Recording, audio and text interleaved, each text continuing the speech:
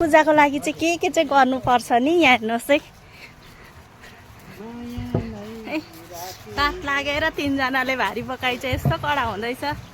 बुढोहरू घरमा नहुँदा चाहिँ हो परदेशी बुढोहरूको बुढीहरूले चाहिँ यसरी बोक्नुपर्छ है।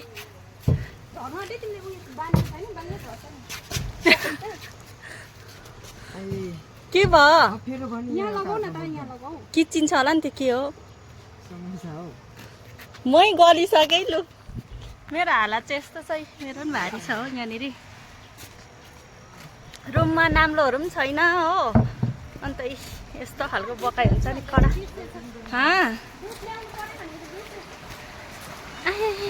कमिलाले जस्तो टुल्लो बोकेर कुदिँदैछ। कमिलाको राना चाहिँ यता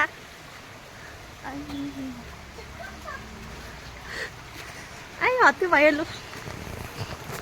चाहिँ फेरि सब्जी लिनु जाँदैछु अघि बिर्सेर हो भारी पनि बेसी भयो नि त अन्त सब्जी ल्याउनु पनि बिर्सेछु अलिक तल पर्छ नि त अन्त दुईजना फेरि लाग्दैछु। काम पाइन बरी उठा पका भने जस्तै अरू दर गरेको गरेर